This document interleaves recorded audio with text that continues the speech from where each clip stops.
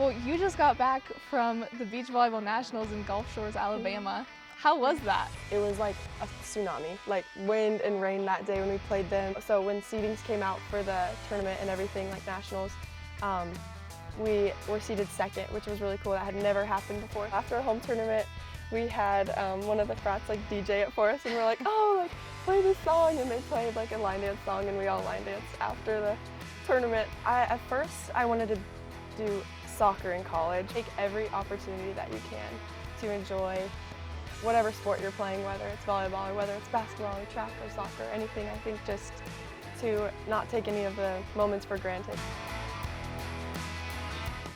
Okay, welcome back to another episode of Inside the Herd, and I'm so excited for this one because I have a good friend and old teammate here on the podcast with me today. She is a Palisade Bulldog alum, and she's just an absolute prodigy from there in many different sports, but especially in volleyball. She holds the Palisade record for career kills in both career and single season hitting percentages. She's a legend at pretty much any game she plays, and now as a freshman here at CMU, she is already taking names both at indoor volleyball and beach volleyball. So please welcome to the podcast, Addie Ritterbush. Thank you so much. Yes, thanks for having me. This is exciting. Yeah, I'm excited. You're the first freshman we've had on here. So exciting. Pretty impressive. Yeah, okay, so we always start off with just some like fun warm-up questions. And so I was talking to your parents last week a little bit, and your dad was like, oh my gosh, Addie, it was the biggest Dancing with the Stars watcher. And so I was like, well, perfect timing because the tour is going on right now. So why did you love Dancing with the Stars? I don't know why. I just have memories of when me and my sister were really little, we'd be watching Dancing with the Stars and trying to like reenact dancing with them. And I don't know, I've always, when I was little, I wanted to be on Dancing with the Stars, and my parents told me, they were like, well, you kind of have to be like famous to get on it. And I was like, oh, then like I'll be in the Olympics for skiing, and then they'll like put me on Dancing with the Stars. Beautiful. And so yeah, I still watch it today, and I love mean, it. You're on the path of being famous right now. That's awesome. So you think you could be in it? No. Not even a chance. I am not that good at dancing. Only line dancing, but. Hey, you could do some line dancing on there. Make it a little countrified. Yes. That's awesome. Okay, and what's your go-to hype song before your beach volleyball games? Go-to hype song? I still like Juju on That Beat. Such a good one. Yes, so good. Brings back so many locker room memories. Yes. I love it. Okay, and then I know that at Palisade we'd have like our pre-game ritual meals. Mine was always a baked potato. I always played so good after eating that, but what's your pre-game meal? I love some chicken Alfredo, honestly. Like the night before, not the day of, but the night before, chicken Alfredo is so good. And then the day of, we always have Chipotle or Qdoba, so that's pretty good. Okay, I like it. Yes. That's good. Good little variety. Some Italian, some Mexican. Yes. That's good. That's awesome. Well, you just got back from the Beach Volleyball Nationals in Gulf Shores, Alabama. How was that? It was super fun. It was a crazy experience just to see all the schools there, all the teams there. I mean, it's a crazy experience to actually be able to play on the beach because this entire year we've just been playing like at schools and stuff. But it was cool to be able to just play and look out and you see the whole ocean and all the shells and everything. It was a crazy experience. Oh, that is amazing. And I bet it like kind of changes your approach to playing too because there's like the sea breeze coming off. Yeah, for sure. It was crazy. I'd never played in any wind like that before, so it was a challenge for all of us to try to play with the wind and use it to your advantage, use it to your disadvantage. It was always something you had to be thinking about at every point. That is so crazy. Yeah. Was it nerve-wracking to be there like as a freshman? Or? Definitely. I got really nervous. I was like, oh, I haven't been this nervous in a long time before some games, but it was super cool. That is awesome. Yeah. Oh, I love it. What's your favorite memory from that tournament? Obviously the playing was so fun, but I think just going on like beach walks at night with the team and getting to hang out, getting to have laughs with them and just get to know them a lot better than before. Yeah. How many of you guys went? Let's see. There was like 18 of us, I think, that went, which was really cool. We got to have almost everyone go. Wow. So it was really fun. That is so impressive. And you mentioned that you like hurt your foot right before nationals. That just like goes to show your resiliency and everything. How was playing on that? And It was good. A lot of tape. Becca is a lifesaver. She Shout out, Becca. pretty much made me a cast every single day with all that tape, but it was good she was there. Yeah. It was super fun. Once the adrenaline got going, couldn't feel it, so. Didn't notice it at all. Yeah. Who's your favorite team to play there? I think we played Carson Newman again, which was super fun. That was a really challenging game because it was like a tsunami, like wind and rain that day when we played them. Oh my. So that was super fun to play in. And then when we played PBA, our last game was super fun. I think we all just were like, we want to end on a good note and go out on a win, and we did, so it was awesome. That is so sweet. Yeah. Yeah, Yes. I'm sure. And like it sounds like there's so many people there just cheering you guys on. And Yeah, we had a bunch of fans come, and like I had mentioned, 18 of our girls on our team got to come, so a ton of extra support than the past years, it sounded like, and everyone had family there, which was super cool too. that is sweet. Yeah. That's sweet to see that community and just, the camaraderie between the teammates too. I love it. That's awesome. Well, when I was talking to your parents last week, your mom was like, you need to ask Addie about her first season playing beach volleyball. Your 12-year-old Addie out there playing, and walk me through that season. Oh my gosh, I don't even remember most of it, but I just remember we had to travel up to Glenwood for practices because we had nothing down here to practice. So me and my partner would get in the car every day and travel to Glenwood for practices. I remember my mom saying to me, she's like, you need to set it up, like try to get 3 contacts, like you can't just hit it over the net. But it was super fun. It was a really good start to a beach volleyball career. Yeah. She talked about how you guys like did not win a single game the whole season. No. But somehow you ended up getting a bid to nationals for somehow it. We did. We went to this tournament in Denver and we kind of got smoked. Maybe we won 1 game or 2 games, but I remember we were like 1 place short from getting a bid, but the team that beat us, that got the bid, they were like, oh, we already have one, so we'll pass it down to you guys. And we were like, oh my gosh, this is like the best day of our lives. We got a bid, and I literally had no clue what that even meant, but it was exciting. Like, it sounds important. Yeah, I was like, it's so fun. Did you guys end up going? My partner ended up going. My mom wouldn't let me go because she's like, you're 11 years old. Like, we don't need to be traveling to like Florida for this, because we had no clue like how big of a deal it was or anything. But it was just fun to travel to Denver and experience that tournament. Yeah, that's such a big thing for a little kid, you know? Yeah, it was crazy. Yeah, when I was like prepping for this podcast, I was like thinking about our Mesa Junior days and like peppering with you and the like big thick headbands we would wear and like how like the volleyball shorts like didn't even fit our legs. The basketball shorts. Oh yeah. Yes, that was so funny. The bright colored tennis shoes. Yes. And, all the things. It was so funny. Such a good time. It was so good. Yeah. Yes, I remember we would always come home. I would always go home and I'm like, me and Ella got like 90 passes in a row. Yes. We got 100 passes in a row. We're the only people that could do that. Like, look at us. And you were only in 4th grade then. I was in 6th. That was crazy. It's fun. Young It's elite fun. athlete right there. Yeah, I love it. Growing up, you played basketball, volleyball, track, and you ski all the time. Yeah. Yes. Like, when was the moment that you knew that like volleyball was your sport?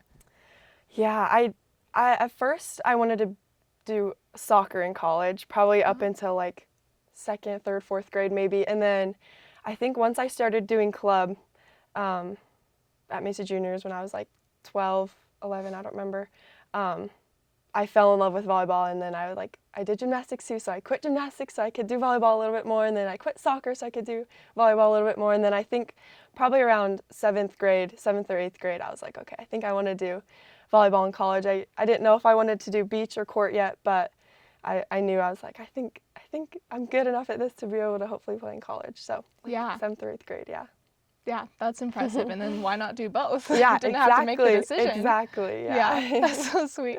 And growing up, your parents both coached you in different sports. How was that? I mean, it was really fun. I think I didn't really appreciate how much time and how much effort they put into coaching, because they did. My mom coached me in volleyball and basketball, and my dad coached me in soccer and softball and basketball, and so they just put a lot of time and effort into really making those experiences good for me, because I've heard a bunch of people's experiences with bad coaches and stuff, and so I think I was just really grateful now looking back, really grateful to have parents who put time and effort in to make those experiences the best that they could for me. Oh, yeah. Yeah. Do you think that they fueled, like, your competitive nature? I think definitely. They both played sports in college, and, like, I grew up doing everything with them, and they really, like, pushed me to try this sport, try this sport, try this sport, and were super encouraging with letting me do, you know, whatever sport I wanted to try. And Yeah. yeah. But urged you to do them too. They're Yeah, like, no, you're encouraging doing me. They're like, something. you should try this, try this. That's awesome. Yeah. So you talked about wanting to be an Olympic skier. Do you think that you still would want to do that? Oh my goodness, no. It's my hobby now. It's something that I would like to do just for fun. Yeah. Just zoom down the mountain. It's fine. Yes, it's so fun, so relaxing. It is so relaxing. Yeah. So when you're in high school, you had so many different offers from different schools, but why did you ultimately choose Mesa? I think ultimately it was one of the only places where I could do both beach and court volleyball. So that was a really hard thing for me to like try to decide what I wanted to do, because when I'm playing beach volleyball, like, oh, beach volleyball is my favorite. I was like, I could totally see myself just doing this. And then I would go back to court, and then I'm like, oh no, I can't give this up yet. Like, I love this so much. And so this was one of the only places that allowed me to do both. And then also, I think staying close to home, I know a lot of people are like, oh, I want to like leave, I want to get out of here, but like I do really like this town. I like that the Mesa's so close. There's so many outdoor things to do, and like when I went on visits at other schools, I was kind of like, you know, like this is cool, but I like familiar places, and this is a familiar place to me, so it just felt more like home.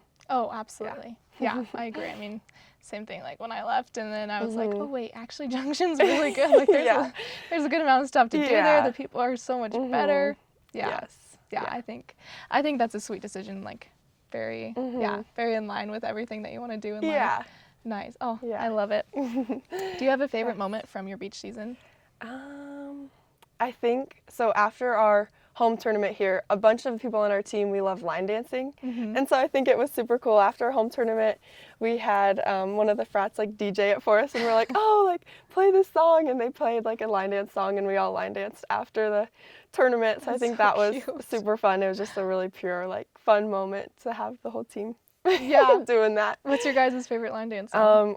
Damn, I Love Miami. Okay, that's a great one. Yep, that's our go-to line dance. I am so like uncoordinated. I cannot figure it out. But it's fun to watch people do it. Like it's so fast paced and yeah. No, before beach season, like I had never done any of it, and then Mama's had like line dancing from like 7 to 9, and so some of the beach girls were like, oh, like, come try, and so I'm slowly learning them. This is the place to learn too. They've got some good leaders. And yeah, it's super fun. That is awesome. I know I only knew our little Cotton Eye Joe dance back at Palisade, and that's about it until I got here. So yes, we're making progress.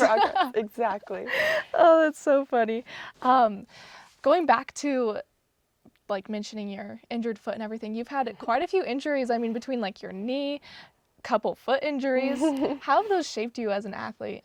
I think it's just really given me a perspective of positivity and like taking every opportunity to the fullest. Like when I had knee surgery just my freshman year of high school, I was like, oh, this sucks, having to just sit out and like watch everyone do this. And then with my foot surgery, you know, missing like my senior season of basketball and track, I was like, oh, this sucks so much. And I really just, you know, when I want to complain about like, oh, I don't want to do practice, I don't want to do this, I have to remember like, well, like freshman and senior year me would give anything to be able to just do another practice, do another game. So I think just really giving me a brighter outlook on like the not so exciting and fun things of sports, because I would give everything to be able to do another practice or do that extra sprint if you have to for your team. Yeah. But I'm also like sure that sitting on the sidelines gives you like a completely different perspective on the game and builds you that way. Yeah, it was really cool to kind of just sit back and watch. You learn a ton from watching. I know my parents always said that, and I'm like, no, but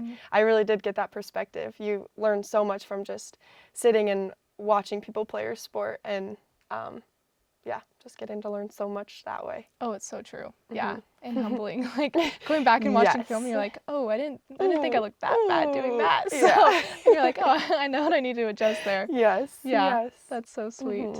Well, so now academically, you're on the path for speech pathology, right? What got you interested? Because I know you've been interested in it for a while, but like, why did you want to do that? I knew I always wanted to do something like kind of medical field related. I was thinking like physical therapist, but then once I had to do physical therapy, I was like, no, I don't think I could do this. And I never really wanted to do like the surgery doctor side of medical field. And then my mom was like, oh, like she works at a school, and so there's speech pathologists at her school. And she's like, this is always something, and I never knew about it. And then she kind of told me more about it. And then the last semester of my senior year, I did an internship with Kimber at speech path at an elementary school, and I just loved it so much. Like I love working with kids. I love like teaching people, and it still is kind of on the medical field path, working with rehab stuff like that. But I just always now that after I shadowed that, I was like, okay, I could totally see myself doing this and working with kids. It also gives you a lot of flexibility to like, if you don't want to do school, you could do a hospital, you could do a clinic, you could make your own business, just a lot of opportunity. Yeah, there's so many different directions in that, and like also just like the feeling of being able to help someone through something that's so challenging. Yeah, it's such a reward to see the progress that the students made, like even over the semester I was with them, like the progress they made, it was really rewarding to see. That is so awesome. Yeah. Oh, I love that. Yes. Yeah, and if you work at a school, summer's off. Exactly. Christmas off, all the things. So many breaks. Yeah, well worth it. Yes. Okay, so we're going to kind of wrap things up. But last week we had the head tennis coach, Coach McDonald, on, and we asked him what is a question that he wants to ask the next person on the podcast. And so his was, what was one of the most defining moments in your sport? It could be indoor or beach. Oh my gosh, that's a good question. It's deep, I know. I know. Thought of it on the spot too. I know. was like, oh my dude. gosh. The most defining moment? Oh my gosh, I can't think. It's okay if you can't. I think a really cool thing in beach volleyball was just getting to know, so when seedings came out for the tournament and everything, like nationals, we were seeded second, which was really cool. That had never happened before. So I think that was really cool just to see how much our work paid off to get that second seed. And then when we beat PBA at our last game, Coach Scaff told us that no one had we hadn't beat PBA at all in the history of CMU. Whoa. Which beating them made us we've beat every other D2 team in the nation. Wow. So that was kind of a really cool thing just to see how much our work had paid off. And so already super making cool. history in your first year here. That is so impressive. Cool. Oh Yeah. wow, that I did not even know that. That's really cool. Yeah. Nice. Okay, and so what's one question that you want to ask the next? It's either athlete or coach here on the podcast. It could be something silly, like maybe a piece of advice you'd give them. I don't know. Oopsies. Maybe if you were an animal, what animal would you be? Oh, I like it. That's a good question. Yes. Yes. Okay. We'll add it to the list. Perfect. Yeah. Perfect. Okay. And then the final question is, what's one piece of advice that you'd give to little Addie, knowing where you are now?